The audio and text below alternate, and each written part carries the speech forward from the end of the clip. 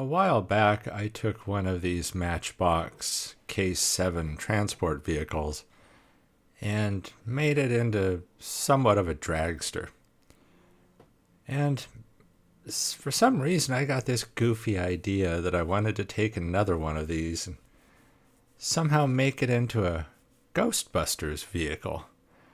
I wanted to somehow take the Ecto-1, which I think is a '59 Cadillac, and take this K-7 vehicle and make the Ecto-7 a ectoplasm transport vehicle. So I found a larger casting of the Ecto-1, chopped it, and I need to warn you, this video is heavy on the use of JB Weld. Chopped off the back half of the Ecto-1, the top back half, the ambulance / hearse kind of looking portion, and merged it onto the K-7 body. I obviously don't have any good sense because this should not go together. It doesn't go together. But things like that don't stop me. So I put it together, lots of JB Weld, and the footage on this, I'm sorry, it's kind of all over the place, and it's probably long in areas it shouldn't be long, and there's not enough detail in other areas. What I ended up doing, this center portion on the K7, because of how it holds the wheels, it's very easy to tap and everything, but I needed to get back up under the back end where if I fixed this on the inside, I wouldn't be able to put in the glass in the back of the Ecto top. So I needed to cut this up and JB Weld these portions into place, leaving an opening on the inside, which you'll see coming up here.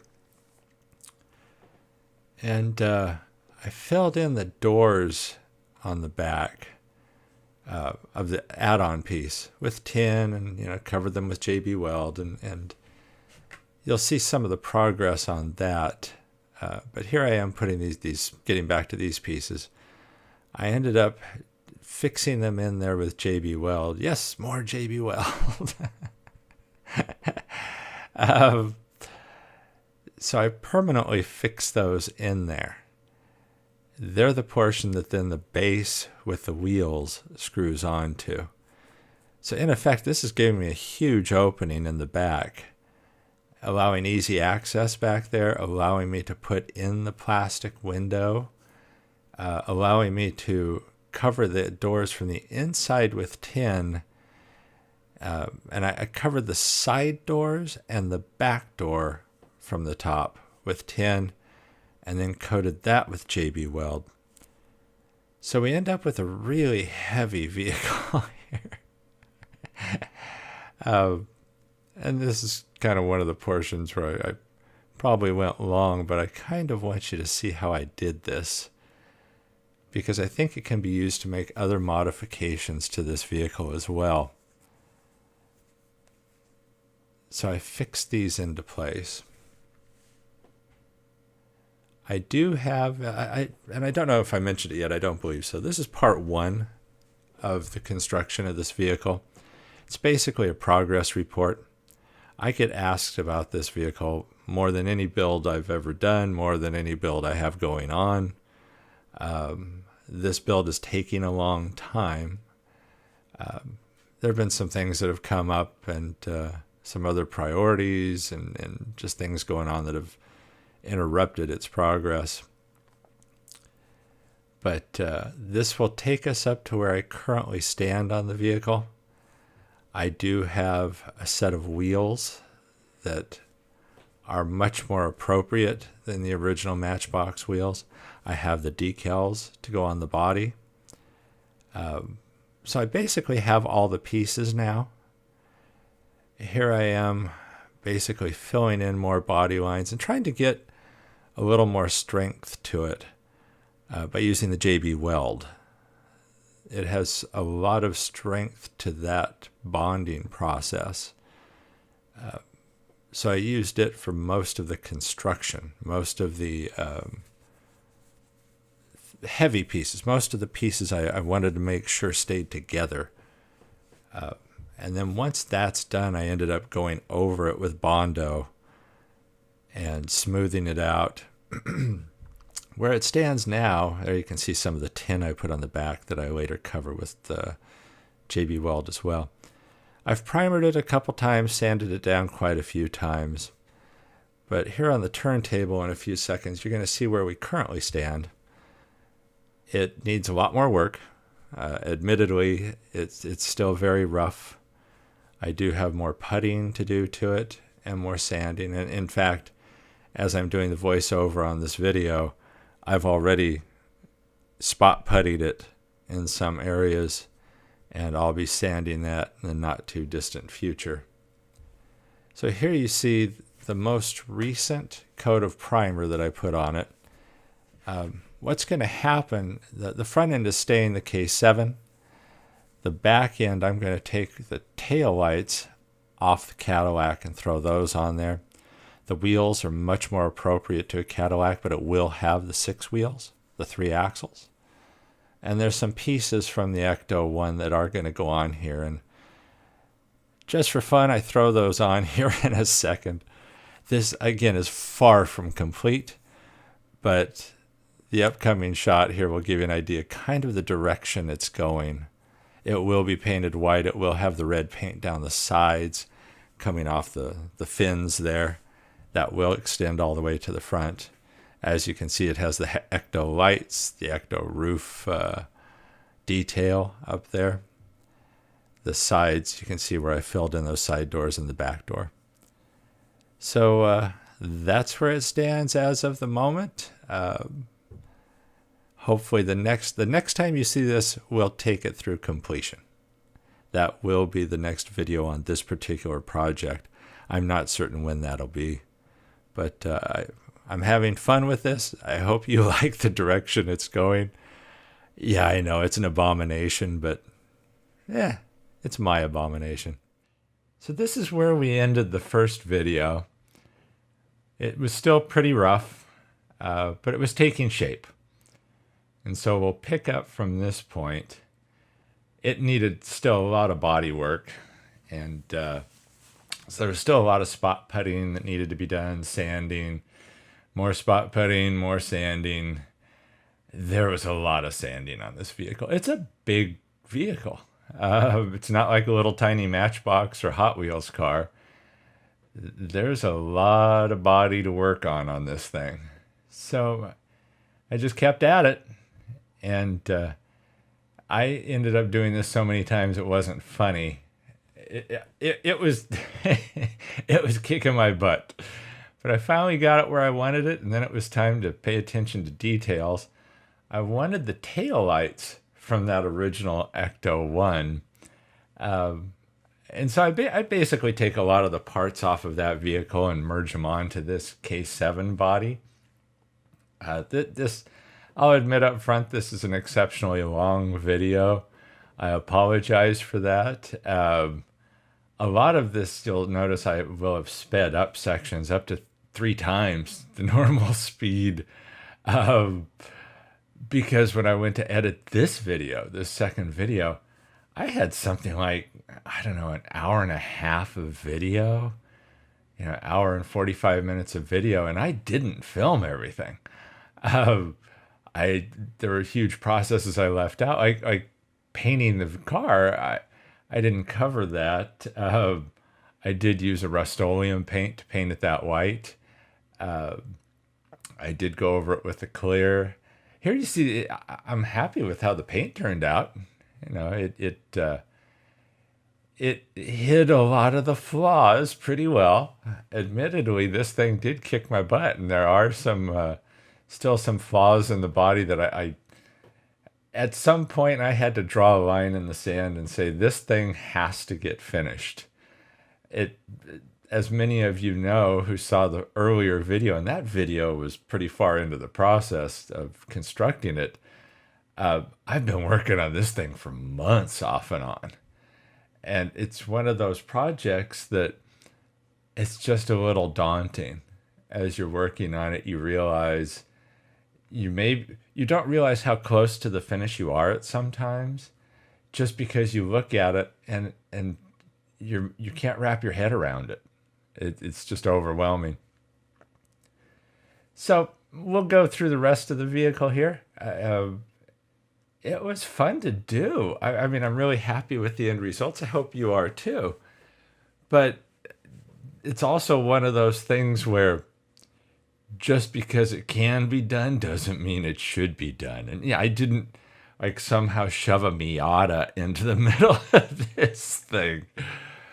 But by the same token, when I first, way back when this first started, this concept, I was just kind of joking around. And it looked like the two body pieces might go together. And I was just joking in a way. And then it was kind of like, well, maybe this isn't a joke. Maybe this can happen. And so it did. and and I know some of you are going to shake your heads. Here I'm test fitting a lot of these little pieces. Those fins are actually rubber. They're very flexible, and looking back on it, it might have been best to try casting those in resin. When I think back to changes I might have made to the vehicle now, looking back on it now, from where it was when I started, that's one of the things I might have done a little differently. When I went to finalize putting those on, and I don't even recall if I show you that part. Here I'm just testing them, but it's weird how they almost shrank a little bit. And so where the holes were, there's 3 pins on each of those rubber pieces that go into the body. And where those rubber pins go in, it's like it once they were off the original Ecto-1 casting that I took them from, it's like they shrank. So it was a matter of gluing it in stages, putting the first pin in and then letting that set with super glue, and then pulling it and putting the second pin in, and the same for the last final pin. Here on the base, Lord knows there's a ton of JB Weld on this build, and those of you who know I love using JB Weld are probably pretty proud of me for how I've increased the weight of this vehicle. And for those of you who want a kick in the pants, be sure to check out the very end of this video where I put the original K7, an unmodified K7 on a scale, and this one on a scale. And let's just say I've added a little heft to it. So I ended up, I used the wheels from the K1 casting. I ended up having to get 2 K1s, Ecto-1s, to use the wheels. I used axle tubes, and so what I'm doing here is I had cut the axle tubes that I wanted down to size, and then I just tacked them in place at first with the JB Weld very lightly to test them out, to make sure they were exactly where I wanted them to be. And then once I had them in place, I just covered the heck out of them with JB Weld. And that actually worked pretty well. It worked pretty well to keep them in place, to handle the girth of this vehicle. Yeah, this is a big boy. This thing is a solid vehicle. Something that I hadn't mentioned to anybody on either the Facebook group or on the community page here. I hadn't mentioned to anybody. I actually dropped this thing. Once I had completed painting it, it was almost finalized. It hadn't been clear coated yet as far as the body goes. And I dropped this thing onto the hardboard floor I have covering a carpet in the area where I work. And it hit very solidly, and naturally I freaked out. I was worried about it. And unlike some of the putties that if they hit the ground, they probably would have shattered, this thing, I'm lucky it didn't make a dent in that hardboard floor. It took that shot like nothing. So, yeah, this fortunately, all of the little details hadn't been added yet. This was early on in finishing it, so nothing broke off of, detail wise. None of that was on there. It was just the casting itself and, the modifications to the body I made. But here we are using one of my strengths, JB Weld. And, it worked really well as usual. I cannot complain about how solid the results always are with JB Weld. And that's what I use to hold the vehicle together. As I showed in the earlier video, some of the openings, like on the back of the truck, the like tailgate area, and the side doors on the original K1 casting that I merged into this K7 casting. Those pieces I covered with tin, and then I covered the tin with JB Weld inside and out. And it is ridiculously strong, as expected. But I'm just going to take you through the vehicle here, and you'll see how it went.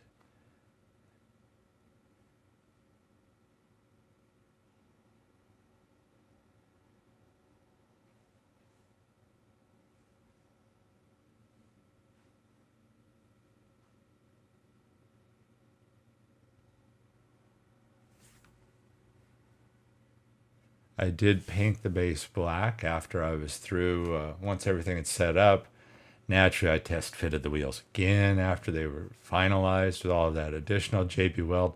Thank God I did. They didn't shift somehow. I did the front glass on the original K7, like it seems like on all the K7s, is cracked. So I ended up cutting a piece out of a blister pack of just thin plastic. I had made that pattern from when I did the earlier K7 Dragster. That is a separate video. That pattern I just kept and used it again on the blister pack.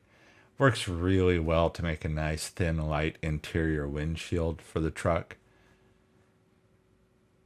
One thing I didn't realize, I now have a few. I've picked up William Robinson, Mr. K7, sent me one K7 early on. The one that I surprised him with turning I ended up getting a second one, turning it into a dragster. It's a long story. You'll see that video if you go back and check it out. But on one of the K7s I've bought since then, I didn't realize that the interior tools on the Matchbox plastic interior, it does have these tools on there. They're actually chrome. I don't know if they are on all of the castings that they do, but one of the ones I had, those are in chrome. The ones I've seen, except for this one, that had all rubbed off somehow or just somehow flaked off. I'm not sure how they would because it's pretty protected inside. Excuse me.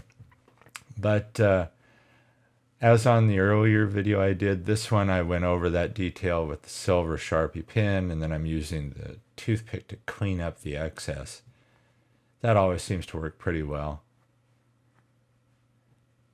And then because the Ecto-1 original Ghostbusters vehicle and now this Ecto-7 Ectoplasm transport and containment vehicle has red details on it, and obviously the Ghostbusters logo has red on it, I thought it'd be great to paint the seats red.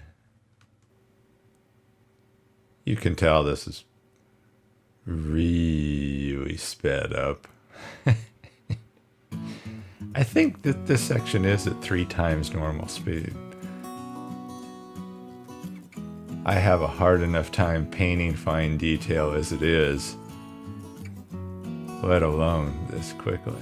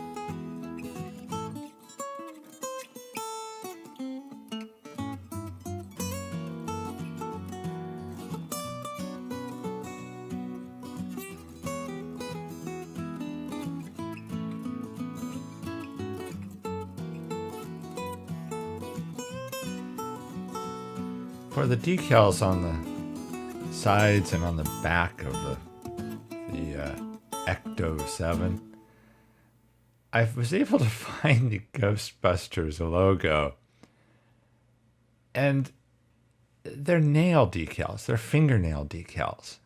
And those of you who saw the recent Bonaducci edition of the GTO for the 3 Blind Mice build, I used fingernail decals for that. And here I am using them again. And I, I don't know. I guess the stylish young woman who wants to show her fandom of Ghostbusters wears these things. And so it's amazing the amount of decals that are out there in a variety of themes for fingernails. I had no clue. And check it out for yourself. Go on eBay, go on Amazon, check it out. You'll be amazed. They work fantastic on cars. So don't hesitate to use them. And Lord knows if you can't find any stock decals in a pattern you want, check out fingernail decals. I did use microset on the decals. They worked really well.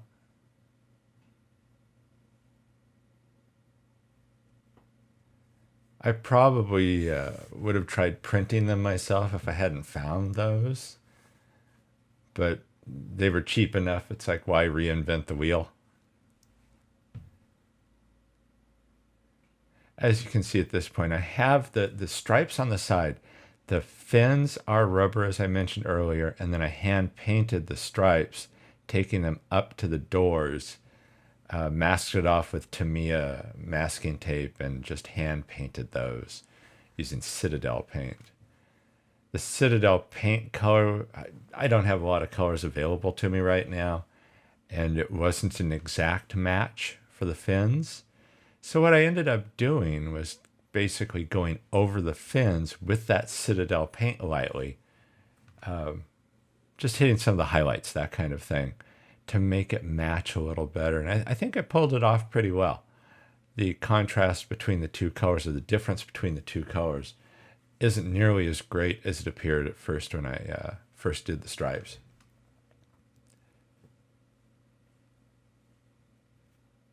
There's part of me that regrets not trying to make that back half open, that back hatch area, but that would have been such a bear. And I ended up going with, in my mind, I had this concept that this wasn't to be a vehicle transport, as the K-7 originally is, that this was basically for them as they capture ectoplasm out there to safely store it and transport it. And so the Ecto-1 would still be running around. They'd get their slime, they'd open the side doors, and they'd put it in the back, which also leads to something I do here a little later. And we'll go over that. This top portion of the vehicle is off the Ecto-1 casting. And it's also rubberized. It's an odd material. It's not exactly plastic. It's not exactly rubber. It is somewhere in between. So paint doesn't adhere really well to it. The colors, a lot of those colors you're seeing there are the original colors off the original casting. And then it didn't have enough detail for it. There was detail in the molding of that piece, but they just hadn't painted it. So, the red was there, the green was there. Those colors, that silver up in the front was there. The yellow on these tanks on the side was there. Otherwise, there wasn't any other detail. And I thought, well, if you're going to have that detail, why not draw attention to it? So I went ahead and hit it with the Sharpie pen. I have those Sharpie pens in like 3 different colors, silver, gold, and brass. When I bought them, they came in a 3-pack, and it was perfect selection. I couldn't have asked for them to have a better combination. They didn't throw in, when you go to buy a lot of these things and they'll throw in some putrid color. This one, they hadn't.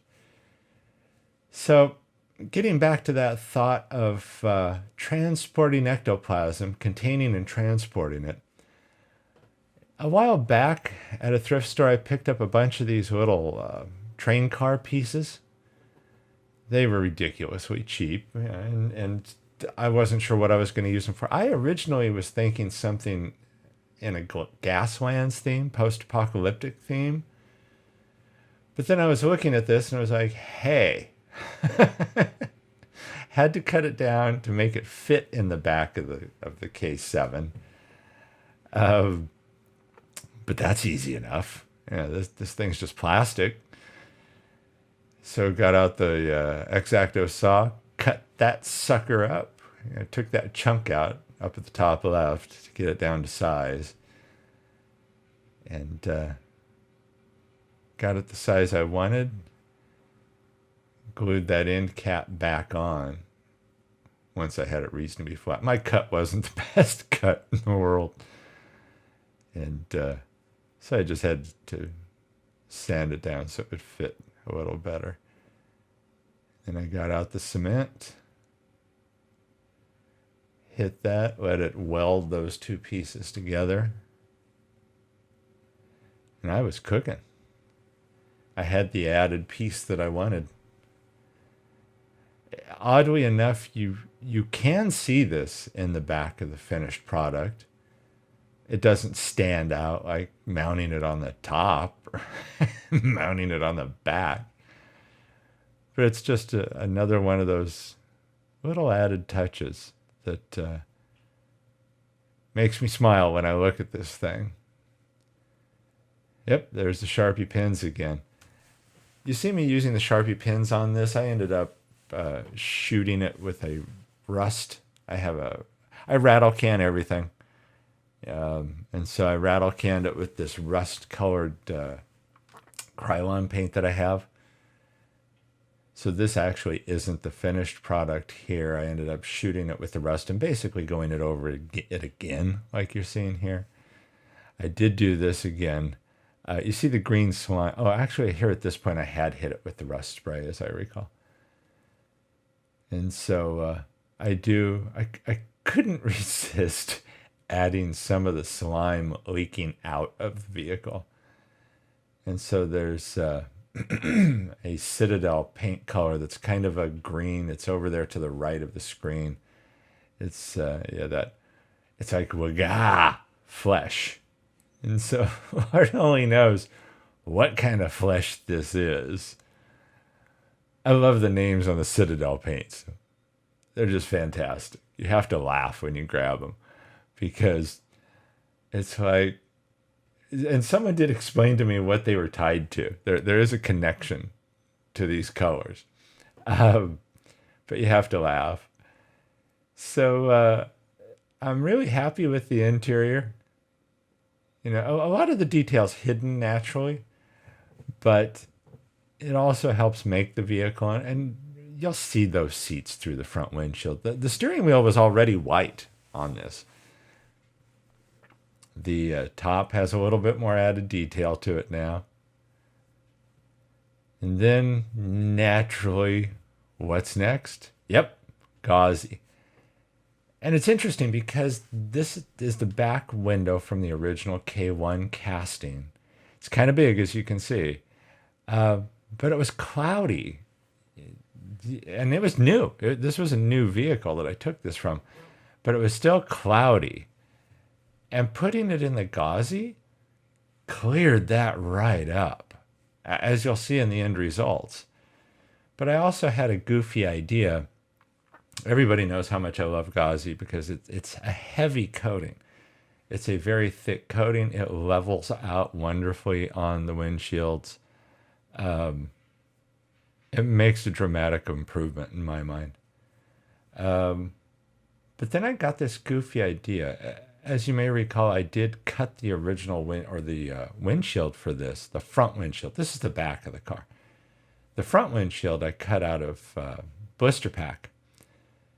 And it's the first time I've ever tried dipping it in gauzy. I've done this before. I did it on the dragster where I cut out a windshield. And, you know, I've cut things out of these thin plastic blister packs and, you know, just thin plastic packaging before. But I thought, why not dip it in gauzy? One of the best things I've done. It gave it more strength and it gave it more clarity. I couldn't have been more surprised at the results because this was just a goofy idea. But this whole build is a goofy idea. I'm sure there's people out there, serious builders out there, that are just shaking their heads. But yeah, well, I I can't explain it. Sometimes I just throw crap together that shouldn't be thrown together, but I'm having fun doing it, and I hope you're having fun watching this. And if it makes you shake your head, that's great. That's a, if if you're sitting there and you're thinking, this is the funniest thing I've seen, I've got to give it a thumbs up, great. If you think this is an abomination and the worst crap I've ever seen, at least I'm getting a reaction. And if you give it a thumbs down, God bless you. You know, it's like, um, I'm not offended by your thumbs down. I do appreciate the thumbs up. And either way, I hope it makes you smile. Fortunately, this little tank, it was designed it was from a train car. It had a hole in the bottom and a little post that I could use to mount it. So couldn't have asked for a better mounting thing. I had to just come up with styrene. I used that is actually a raft from a 3D print, and so there's no garbage. Every scrap can find a way to be used. I had to figure out how to get that thing to fit in there, but I figured it out. With enough cutting and enough enough super glue, you can make anything happen. And JB Weld, of course. But got it in there. Yeah, there we go. Ended up JB welding it in place. I couldn't mount it in at this point because I still needed to put the top window in. I needed to put the top, the lights, the top accessory. And so there I'm putting in the front windshield. I end up crazy gluing or super gluing that into place. And I apologize for the times that I'm checking it out here and you see my head pop into the bottom of the shot. I got a big fat head and it keeps finding its way into the picture. And my vision, I need to get really close to see some of this stuff sometimes. So here we go. We're doing the final assembly. We're getting this little guy thrown together.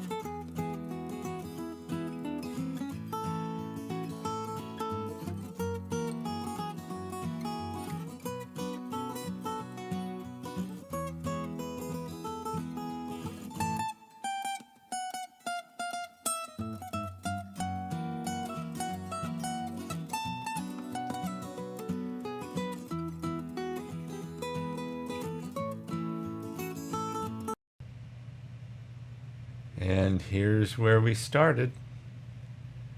A regular K-7, that's what it looks like. And I had a goofy idea. And sometimes the goofiest ideas are the most fun. Now this beast on the end, once all these modifications are made, the turntable doesn't work quite as well. So it was killing the poor little turntable. So it needed a little help. And I end up, you'll see the manual turntable later as well. It rolled off. Before I had it on this one, I had it on another little turntable I have, and it rolled off of that, and I thought, oh, heck no, I'm not going to screw this thing up now. So here it is. There's a lot more shots of it here up ahead. Some glamour shots, outdoor shots, all kinds of shots. And the scale shots are at the end as well. Oh, here's the manual turntable.